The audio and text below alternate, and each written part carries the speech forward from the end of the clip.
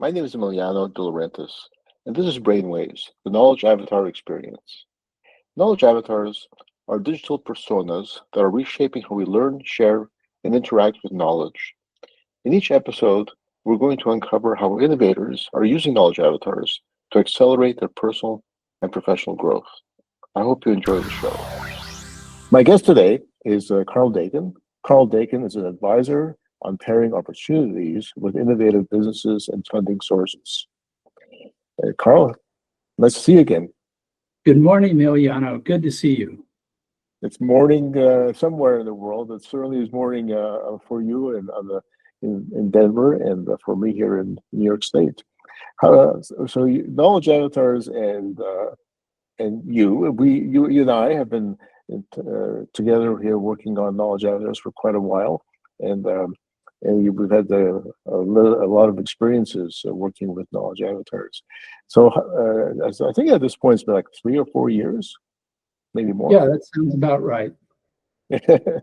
And we worked on this. We did some VR. We've been developing different knowledge avatars. So tell me, and tell the audience, please, what is it that your main use of knowledge avatars is today, and how are you using knowledge avatars? Right. So as an advisor, I get lots of questions about bringing innovation to market, how to find different funding for it.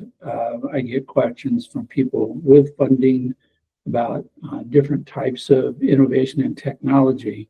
And I realized that a lot of these questions are the same ones that I get day in and day out.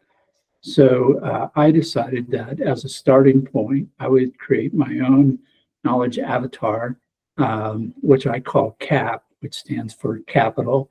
And I trained it up by taking all the information from my newsletters and my transcripts of online presentations, guest appearances like today, and training them into CAP and putting it on my website at dakincapital.com. So you can go to my website today, click on CAP, and it is there to answer your questions on entrepreneurship and funding 24/7 every day of the year. Yeah, and we started training CAP maybe a year or so ago, and we have I think there's also another. Before that we were training Entrepreneur Coach, which is more of a general bot about that knows about businesses and how to start a business. And I think that is, I believe the Entrepreneur Coach is available someplace as well. But now everybody's talking about AI. 3 or 4 years ago, nobody was talking about AI. We had to explain it to everybody. It was sort of like the early days of .coms and the early days of computers, right? So here we are back in my third business in technology and education, and we're at the same point, except that now everybody knows about AI. So how do you think knowledge avatars compares? Like, what's the difference between knowledge avatars, in your opinion, compared to other things that are out there?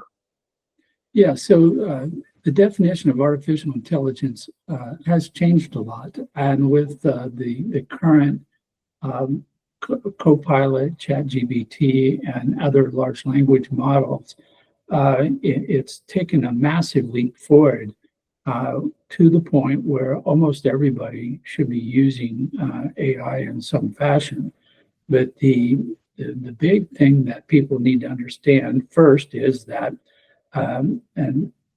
artificial intelligence is not an actual being. It's not somebody that's on a call somewhere answering your questions. What it's doing is it's compiling information from all these different sources, and it's creating this consensus or average answer to whatever question you pose to it. And as such, people have to be careful in how they use it, because this information is an average. And if the question you asked is not about the average, because if you're a startup entrepreneur, the answer is different from the answer you would provide if the company's been around 3 or 4 years. If you're starting in Denver, Colorado, where you would find funding would be different than what you would find in New York. So what I find about knowledge avatars is I can put in information that is more specific. I call it intentionally biasing the information to be more accurate than what I would get if I were just to ask any of the general artificial intelligence platforms out there for information. Because when I'm conveying this to people I'm working with, I want it to fit them like a glove. I want it to be custom fit to who they are and what they're doing. And you will not get that from a large language model. Yeah. Yeah. Also, I should add that the large language models they cut off at a certain point, right? So, for example, OpenAI, I believe, it cuts off in October of 2023, I believe, and so they're limited in what they know. Whereas with knowledge avatars, you can train it with up-to-date content, that's relevant today. But more than that, I think what a lot of people are using AI for their own purposes to write better, to write more clearly, maybe for some research and to get some ideas, but they're not using it to publish their own knowledge and their own unique capabilities. And that's a different twist on using AI that I think that hasn't really taken off yet, but I think will start taking off. So do you agree with that? Yeah, I think this is one of the things that people don't understand about artificial intelligence. It would be like if I'm an entrepreneur and starting a business and I create my own intellectual property, which represents my own creative thinking, which can be protected with a patent, copyright, or trade secret, that's my knowledge that no one else has until maybe it's published or I put it out there somewhere. Where everything that is in a chat GBT or Copilot, this is public information. So you can take the entire world of information, break it into two sets, public information and my private information. And during the day, as much as I use all these tools for what I do, most of the information I'm working with is private. It's not information that I can go somewhere and find it. It's either been curated by me, analyzed, sifted, sorted, changed, added maybe my own creative input into it. And that's all private. So with knowledge avatars, you get to have the best of both worlds. You get to have access to all your private information that you've put into the avatar. Then you also have access to all the public information that everybody else has. So when you think about it from a competitive standing, everybody is basically at the same starting point in access to public information. It's only when I add in my private information that I gain my competitive advantage, that I'm able to take my own work, my own creativity, and put myself in a superior position over anyone that I'm competing with. Yeah, and a lot of places now, a lot of people are suing some of these large language models because they're saying these models are taking content, intellectual property without permission, and so besides the timing of this of your intellectual property, knowledge avatars gives people sort of the control of their own intellectual property, and they can use that to monetize it in some way, and so that's certainly from a business perspective, I think, an advantage. The other thing that we're also doing is that unlike a lot of other systems, we have an actual character with the face and the voice, and for better or worse, actually we're exploring different technologies to use that, and I'm learning that we are in fact quite advanced in this capability. Other people haven't really been able to do it in real time. Yes, you have some wonderful models where you create videos that look so realistic they're hard to believe. But to have an avatar that talks to you in real time is still somewhat of a unique feature. I mean, there are some out there, but not too many. Yeah. Well, yeah, and again, this is a lot of people. You'll be out there on the internet, and they'll go, "Well, I've got a chat bot," and I'm going like, "Okay." Knowing what I know, I go, "What information does it have access to?" Because a lot of these don't even have access to the large language models. They only have programmed responses to questions. It's like a Q&A section on a website. And again, the problem is if you ask a question that's here and the answer you want's over here, you can't get there. They don't connect. As I just was expressing earlier, I've been having a problem with a printer in my office, and I go online, the Q&A doesn't give me the answer. I talk to a tech, the tech doesn't give me the answer. I go on all the online services and I still can't get the answer. I'm frustrated at this point. Where if I go to one of the large language models, I might be able to find the answer or not, which means I've got a much broader scope. It's not limited to whatever programmed answers I've pre-scheduled into this thing. And so there's a lot of confusion out there today where everybody goes, well, I'm using AI. And my question sometimes is, really? Are you sure? Do you know what you're using? It's been interesting, my own learning experience, trying to use all the tools that are out there, find those that are particularly suitable for what I want to do, and then trying to bring them together so they're working as a team, so to speak, instead of having one say one thing. And now I'm finding myself in the middle of an argument between two different AI systems. Yeah, I was speaking to somebody yesterday who is I won't mention the name of the company, but they have a wonderful video production system, and it produces really realistic videos.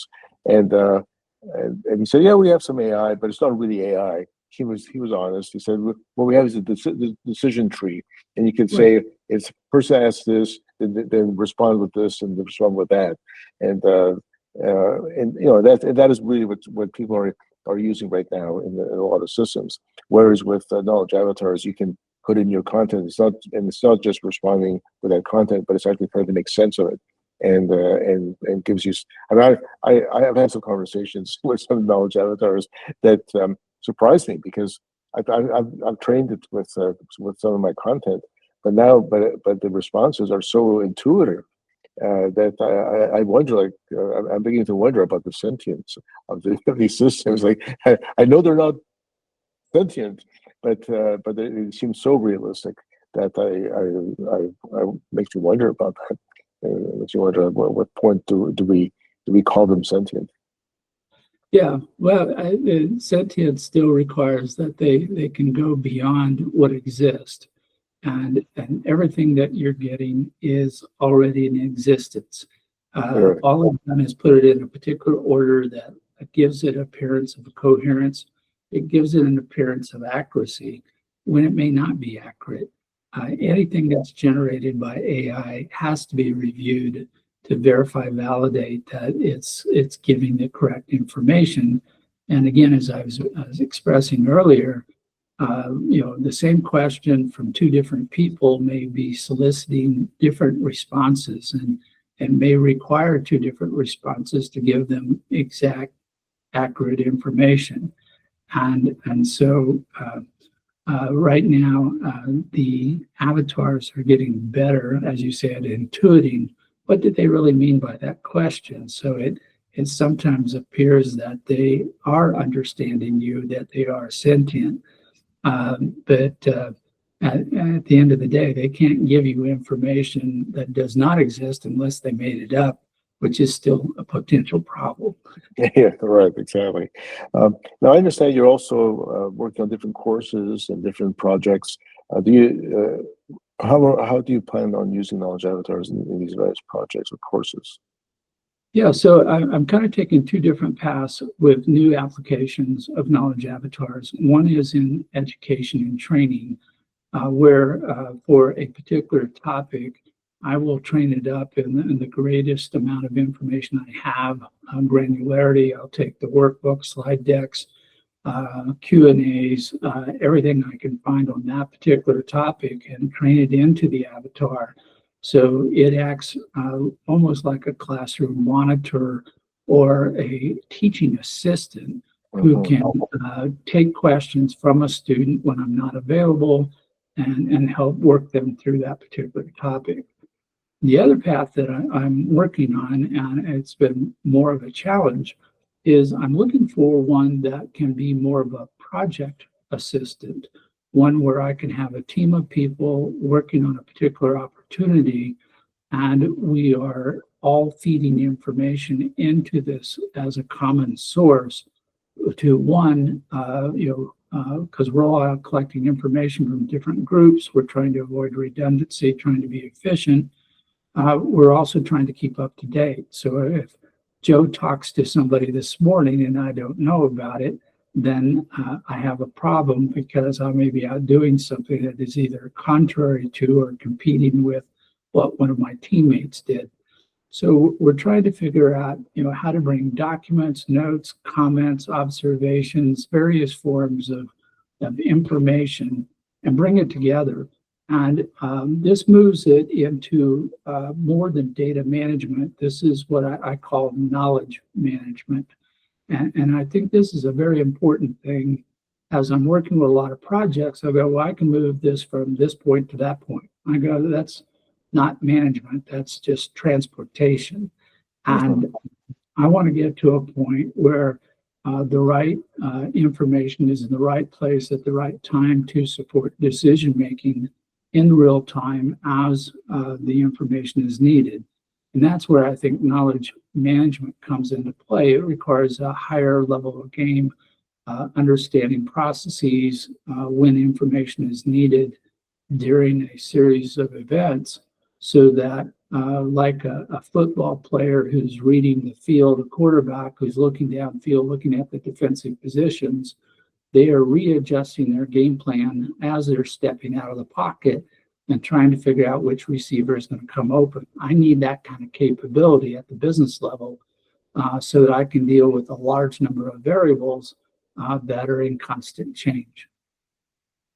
Yeah, I think there will be the future of knowledge editors and other AI as well, where the AI is connected to data so that it can intake that data in real time and make use of it in some fashion, whether it's a doctor's AI or Salesforce-based AI, and some of those capabilities are the parts are there already.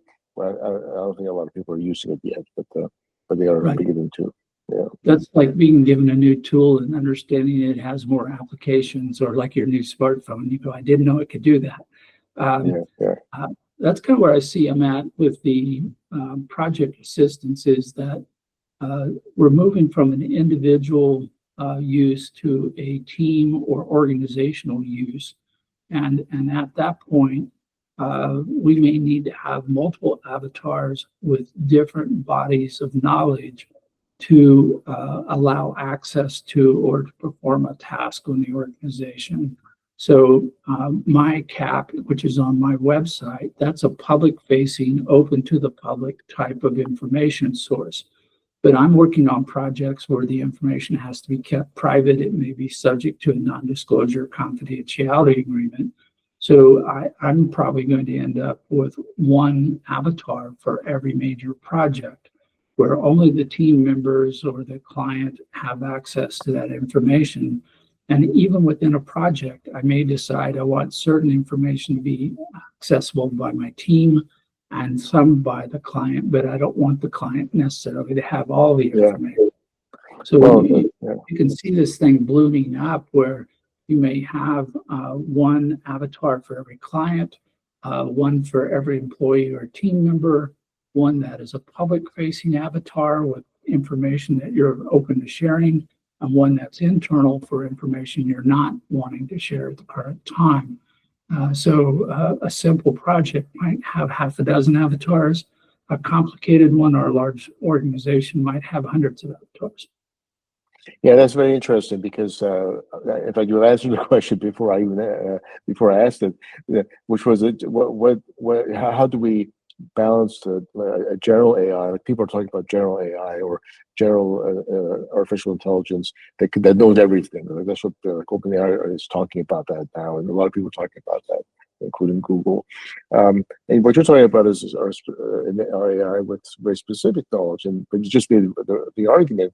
Having that intellectual property and that secret information, you may not want the AI to know everything. You may just want it to have the specific knowledge for a particular project or particular purpose. and that's Yeah, that so makes I sense. see it being a public-private kind of a distinction, and also a relationship situation where I may have my best buddy or mate who I share information with that I don't share with my wife, or it's stuff I share with my wife, I don't share with my mate. Right.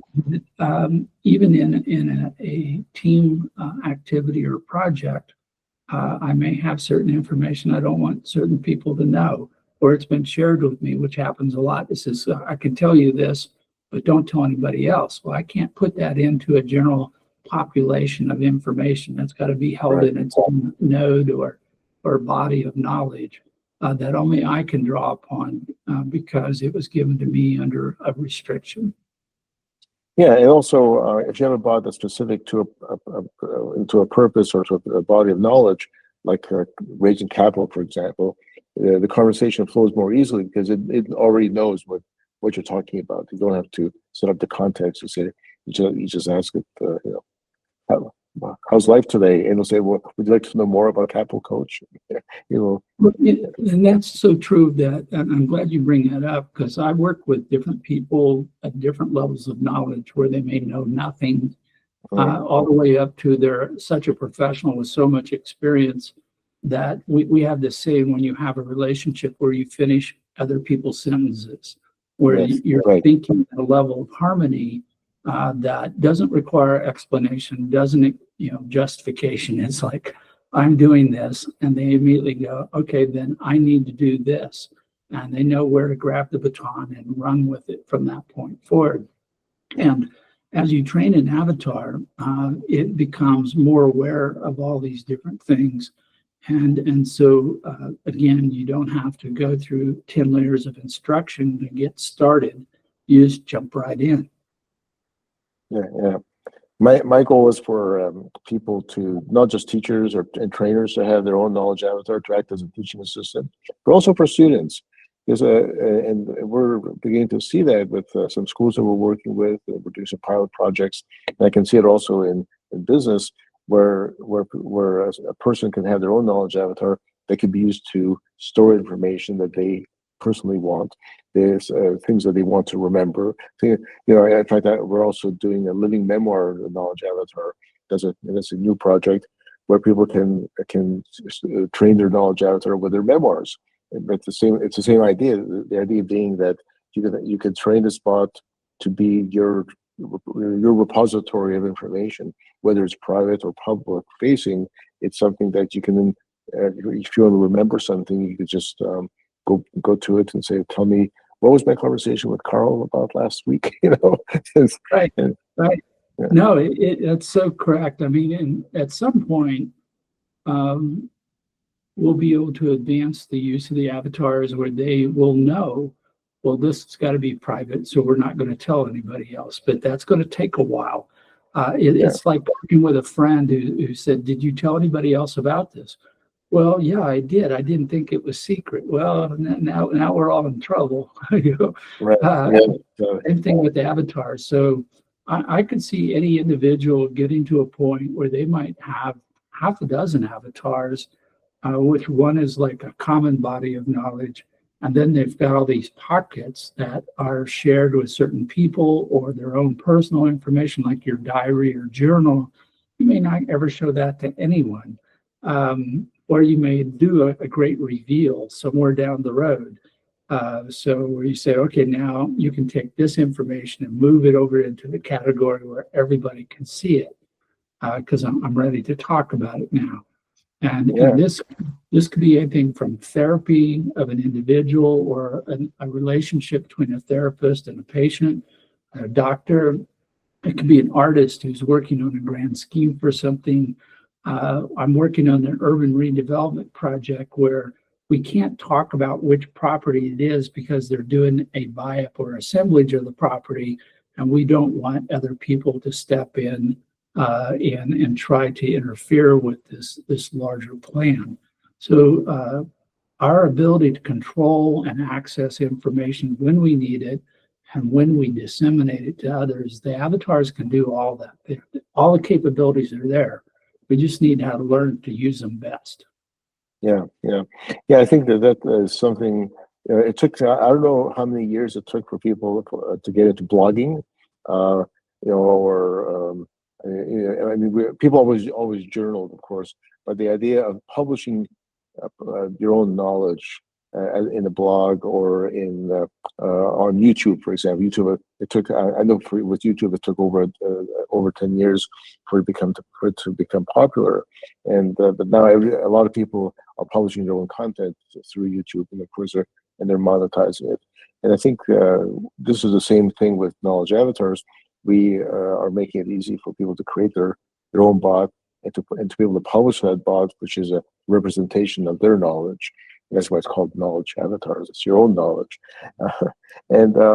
but it may take a while for people to realize that this is a possibility, because I think they're just still trying to understand what is AI and how they could use it to improve their own writing or their own research and things of that sort. Yeah, no, I was joking with one of my friends who's as old as I am, that we're old enough that we used to store all our data on paper. Yes. Remember the Rolodex? Yeah, the Rolodex. We've got all these phrases, and people go, "What are you talking about?" It was an old data storage system of contacts, which now is done almost automatically in your communications or in customer relation management software. But as you go through this, then you start realizing, well, I can do more. So as an example, the transcript of this particular program, I can get it from Emiliano. I can go to my avatar and go, I did a podcast with Emiliano on this date where we talked about knowledge avatars, and here's the transcript. Upload it, and immediately it can go, it's in my repository. And if somebody comes back to me and they go, well, how many interviews did you do this year? I think this is like my 20th some interview, and we're in March. I'm forgetting which one was which at which time, because this up here has its own capacity. But the avatar doesn't. It can remember everything you put into it, and it can give you the specifics, break it down into granularity. And then if I say, well, I want to take the video clips from this and pair it with the transcript of this. Now I can put that into my avatar and go, oh, can you show me a video clip of talking to Emiliano when I was on his podcast in March? And boom, there it is.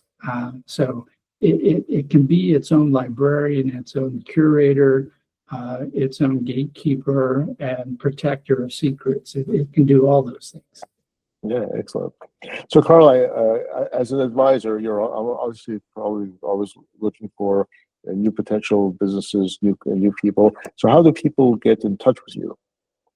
Yeah, so I have my own website, which is dakincapital.com, and I do a daily newsletter that I publish on LinkedIn. And then I have my own live stream. And how do they find you on LinkedIn? Go to my profile. It's basically Karl Dakin, Dakin, on LinkedIn. And I kind of use it as my social media place of operations. And then I do a weekly live streaming show on funding called Successful Funding. I broadcast that on LinkedIn and YouTube.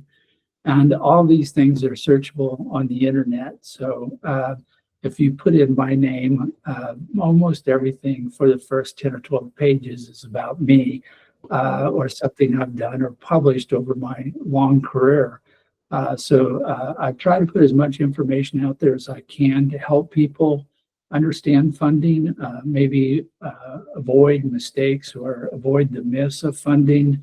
If they've been watching too much reality TV, maybe I can bring them back to reality, all those things. And then there's CAP. So CAP is out there as a kind of standby point of information. And CAP is available for free. People could just access CAP. It's for free. It's on my website at dakincapital.com. And just ask it all the questions you want to ask, because we keep trying to make it a little bit smarter, a little bit more knowledgeable, and keep it up to date with the latest types of funding, the latest market trends, other information which can impact, whether a deal is fundable today or it might have been fundable last year, but it's off the table for the moment. That's good. Okay. Well, thank you very much, Karl. I've told our audience that these podcasts are going to be about half an hour, and that's what I'm trying to keep it to that. So I really appreciate your time today, and I think we're on the right track, and looking forward to seeing more of your bots out there in the world. Yeah, well, thank you, Emiliano, for all the work you've done in advancing the capability of artificial intelligence and making it available to me to use. And I'm looking forward to some of the newer, greater applications that are in the works. Thank you. Bye now. This has been Brainwaves, the Knowledge Avatar Experience. We hope you enjoyed this episode. Please don't forget to follow us, subscribe, and share this podcast with your friends. Leave us a review so that more people can find us. Until next time.